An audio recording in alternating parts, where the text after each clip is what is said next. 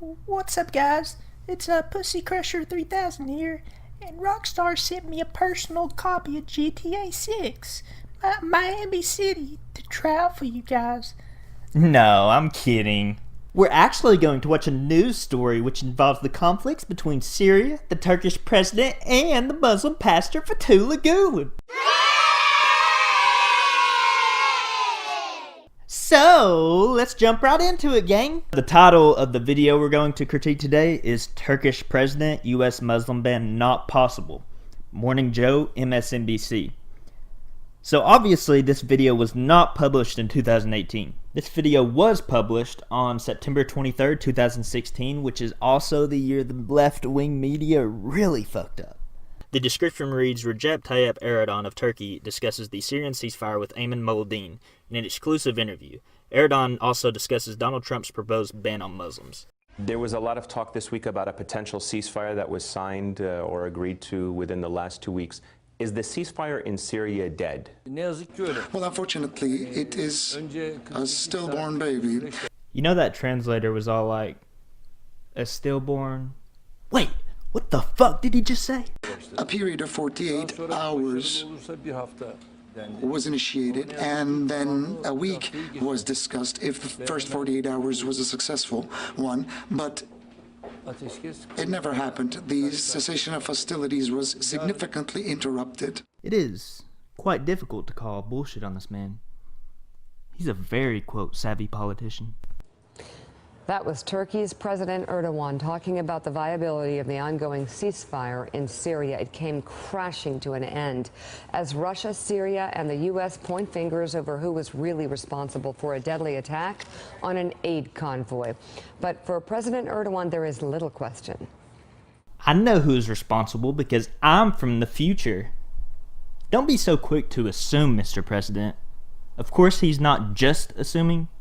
There's political motivations and disagreements about Islam between him and Pastor Gulen as well. So pour in some power, mix it with some personal animosity, add a dash of Eastern principles, top it off with a little political motive, and place it between two men in conflict with each other who both possess these ingredients, and you've got yourself a recipe for disaster, son. The killer responsible for that attack is Assad's regime itself. And this bombing was performed by Assad's regime, at the end of which we have once again clearly seen the character, the identity of Assad's regime in Syria. This region in question should have been officially declared as a no-fly zone. And unfortunately, no leader from around the world seem to have agreed. They have been talking about this necessity from time to time, but no concrete step had been taken forward. What he's really trying to say is this nigga is responsible. Do you see that the American policy on Assad has changed from the beginning and now? Do you believe that maybe they're trying to, now that they're working with the Russians, maybe creating a space for Assad to stay and work with another solution down the line? 600.000 insanın asgari. At least 600,000 people were killed in Syria, and the sole responsible for those killings is the person that you referred to. Do you think we can still keep him in charge in Syria? If we do, this is very disrespectful to the 600,000 people who have fallen. How are we going to ask for repentance from those 600,000 people who have died if we keep Assad in power? What he's really trying to say is fuck Fethullah Gulen. Fuck Fethullah Gulen. Fethullah Gulen. Fethullah Gulen. Fethullah Gulen. Joining us now, MSNBC correspondent Ayman Moldin. Ayman, first of all, incredible get, that interview. And the reason is because Turkey really presents a number of different challenges to the entire dynamic. Could you please first explain those? Turkey's problematic. And if you're pro Muslim ban, which means you're for it, it's also problematic. And don't get it twisted, I'm more so against the Muslim ban. But it's quite manipulative how they go about reporting this, in my opinion. They report this disaster that has little to nothing to do with Trump, but they still manage to pull him into it. The coverage of the story itself is great on its own, without having to bring Trump into it. Yeah, I mean, there are two issues with Turkey. One, obviously, the geopolitics of what's taking place in the region, and that is Syria. Obviously, it's a major cornerstone of regional security for NATO, so that's a big part of that security umbrella. But then there is the concern from Western countries, particularly the United States, in terms of what is happening inside of Turkey, in terms of rolling back any democratic gains, any criticisms on press freedoms, human rights. So it poses this duality for the United States, where on one hand, America and the West want to see Turkey thrive as a democracy. They need its help. It's a strategic partner. That's something that's reinforced by President Erdogan. But at the same time, even within the conflict of Syria, they know that there have been problems for a long time. Foreign fighters were stemming through the borders, flowing through the borders into Syria. There was some criticism that the Turkish government was turning a blind eye to that while they were trying to prop up the opposition to fight the Assad regime. And that has turned back and kind of bit everyone in the rear end, so to speak, because of all the foreign fighters that have now joined ISIS. That was well said. I understand you had a chance to talk about the election here with him. I'm wondering what his thoughts were on that. They're all like, okay, let's move this shit along. Nobody really gives a shit about the aid convoy blowing up. Let's make this shit anti-Trump. Ironically anti-Trump, mind you, since most of what they focus on is the aid convoy attack despite the title. Wait, I just went full circle. This is actually a fantastic exclusive, but like I said earlier, Trump's not necessary. Also, take into consideration the complexity of the story and the fact that this video is about 7 minutes long. It would be more understanding if they had the Trump segment in like a 30-minute special, but this is a sensitive topic and Trump just shouldn't be shoehorned into it, you know? You know, he's a very savvy politician, and we asked him, like, you know, who would he prefer to see in the White House? And obviously, he kind of dodged that question. But interestingly enough, I spoke to him about one of the issues. Obviously, Turkey being a Muslim country, one of the most influential Muslim countries. I asked him specifically about Donald Trump's ban on Muslims. Take a listen to what he said. Mr. Erdogan says, I'll answer the questions which will benefit my country. Which I'm not knocking him for that.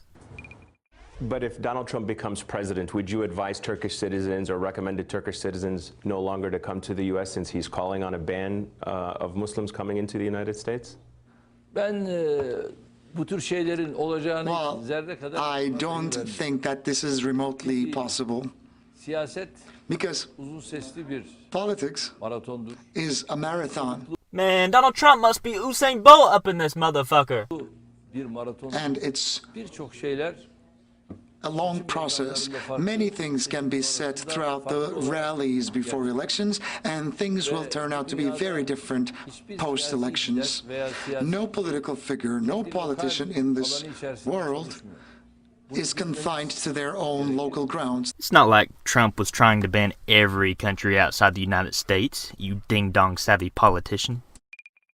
Who would have a better relationship with Turkey when they become president, Donald Trump or Hillary Clinton? Who do you think would be better for Turkey? As if viewers couldn't come up with their own logical conclusion to who President Erdogan would rather see win. I take that back. I'd say at least 1/4 of Americans probably couldn't form their own logical conclusion. See, are you saying that 1/4 of Americans are retards? Yes, I'm saying 1/4 of Americans are retards. Yeah, at least 1/4. Let's take a test sample. There's 4 of us. You're a retard. That's 1/4. So you might be mentally disabled if you think the president of Turkey, a country in which 96.4% of its inhabitants are Muslim, would want Trump to win over Hillary. Beni şimdi tuzağa düşürmek. Well, you are entrapping me, and I'm not going to fall into that trap. Benim için en isabetli olanı Amerikan halkı. The best thing for me is to see the will of the people being served in the United States. The choice of the American people will be the right choice. I believe democracy more than anything else. I apologize for ranting about America's retardation, especially due to the fact that I'm not so bright myself. But hard work beats talent when talent doesn't work hard. That was fucking gay! Well, I just hope their irrelevant mini rant was somewhat entertaining. With regards to President Erdogan's choice on whether to take the blue pill or the red pill, his decision not to choose either of the nominees was smart, but asking him to pick one in the first place just seemed unnecessary. This is your last chance. After this, there is no turning back. You take the blue pill, the story ends. You wake up in your bed and believe whatever you want to believe. You take the red pill, you stay in Wonderland, and I show you how deep the rabbit hole goes.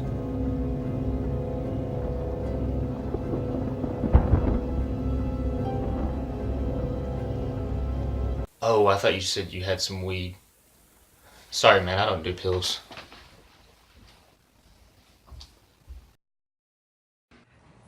Far from being weakened by the attempted coup in what was July 15th, right? Yeah, that. He seems strengthened both domestically and on the international stage. What was your impression? My impression is he is one goddamn savvy president. He's certainly very comfortable right now. He's very confident that the way he described it is that Turkish democracy has survived because the people of Turkey have been able to put down this coup. He was very critical of the West for harboring terrorists. You know, there's this ongoing, or who he alleges are terrorists, there's this ongoing dispute with the U.S. in terms of wanting to extradite somebody they believe was involved in planning and masterminding that coup. So he had some sharp words for some Western leaders, particularly the U.S., for not turning him over, Fethullah Gulen.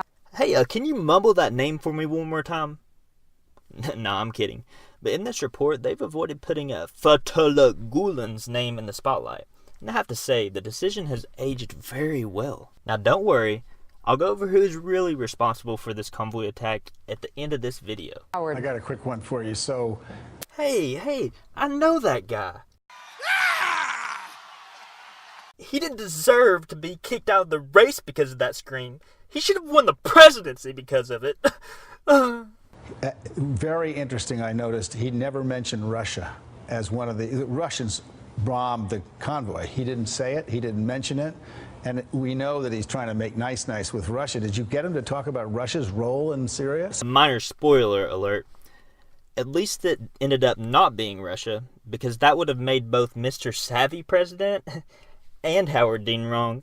And those two wrongs don't make a right. God, why'd you say that? You're just an unfunny white trash cracker cuck. You're with Carmen in the corner of America, fuck. I apologize. That was my autistic son in the back seat. He's actually very intelligent. He just really hates my jokes. Shut the fuck up, son. So we asked him specifically about the convoy, and there was, obviously you heard yesterday the Joint Chiefs of Staff saying that they believe Russia was responsible, right, even though that the Assad regime may have been the one that dropped the bombs. And I think he was taking the position that it was the Assad regime that is responsible for everyone dying in there. So to your point, in recent months there has been a rapprochement between Turkey and Russia ever since that incident where Turkey shot down a Russian fighter jet. But in this particular issue, he's putting the blame squarely on the shoulders of Russia, more so than... You mean Assad. Sorry, I apologize. On Assad, more so than on Russia. Now, did I hear a woman say, "You mean Assad," before he made the mistake? On the shoulders of Russia, more so than... You mean Assad. Sorry. On the shoulders of Russia, more so than... You mean Assad. Sorry. On the shoulders of Russia, more so than... You mean Assad. Sorry. Now, I'm pretty sure she did, but it could be some sort of coincidence. I actually saw a Fox News clip do something similar to this, where I believe it was Juan Williams used Obama's name when he meant to say Trump. Now, the Fox News one was weird because it took him like 3 to 4 seconds for him to realize his mistake.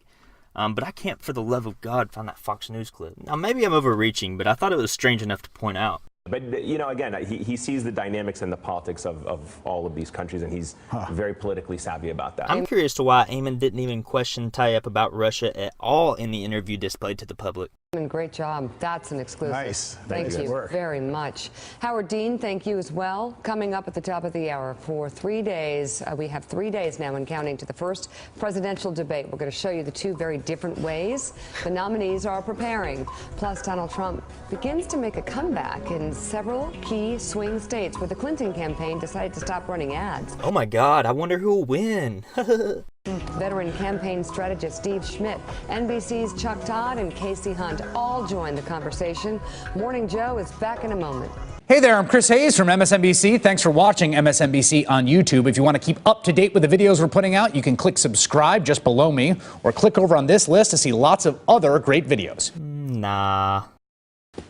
My response, so I do agree with Morning Joe on the Muslim ban, and I will say that Eamon Muldoon did a great job with both interviews and his overall investigation. This was actually a great Morning Joe piece thanks to Eamon, and Howard Dean was the icing on the cake, even though everything that came out of his mouth about Russia was false. But nobody knew for sure at the time who bombed the convoy, so I am genuinely pleasantly surprised how great this exclusive was. This was genuinely, pleasantly, surprisingly, extraordinarily, amazingly... Lyrical, individual, spiritual, miracle, good coverage. Maybe this episode was so good because Joe was absent. We got to see Mika's fine milfy ass just sitting there all sexified. Anyways, it seems quite evident that Fethullah Gulen is the one responsible for this attack, since he does identify as a quote-unquote peaceful Muslim, and these so-called peaceful Muslims are actually terrorists in disguise. I'm kidding. The truth, the who really bombed the aid convoy, is the Syrian Air Force! Yeah! Yeah!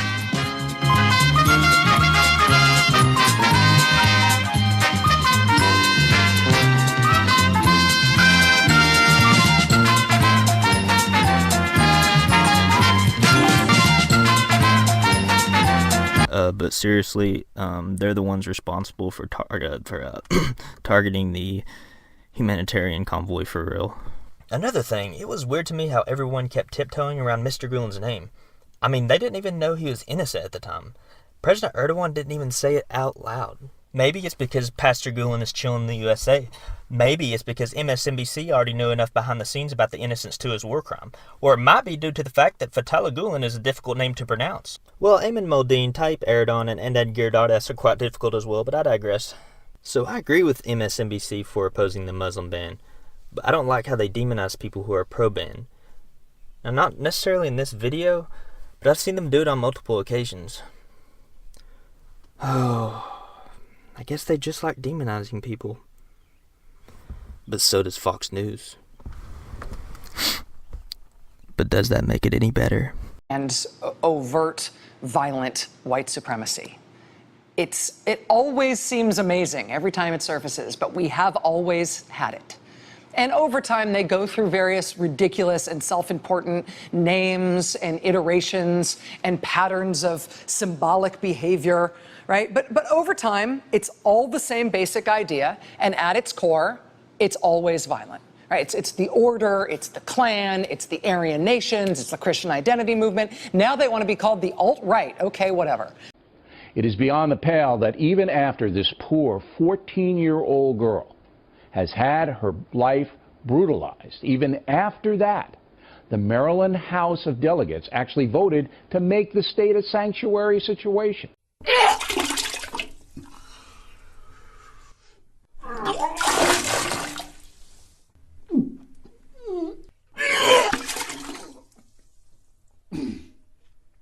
That was the best footage I could find of the O'Reilly segment. Fox News probably burned it. Just a little background for this second video. The two teenage boys were alleged rapists of this 14-year-old girl, but they ended up not being guilty at all. That's one of the most evil news segments I've ever seen. Exploiting two teenage boys for rape and using it to fight immigration? Gross. I'm sorry, where was that again? Oh yeah, I've never seen Mika, the Morning Joe crew, come even close to reaching these kind of manipulative heights of identity politics. Yeah, so let me know if you agree or disagree with anything I said. If you like this video, definitely leave a dislike because I don't need your love. I can grind on my own. I don't need approval. The more haters, the better. The more dislikes, the better. No, but please don't do that. This video is pretty weird. This video is pretty strange, I'd say. But what I'm trying to do is bring a certain type of, like, offensive comedy into something that is boring, I guess. I haven't mastered it. This is actually my, I believe it's 97 or 98. I'm going to title it, but I've done 98 of these, and I don't know, I just feel pulled to do it for some reason. But let me know what you think. Nobody's really gave me much of a so-called opinion, I think it's called. But, yeah. And like I said, the other 97 critiques are in the description below. And I did link every video clip that I used in this video. I don't know if that's normal or not. I mean, probably not. Fuck.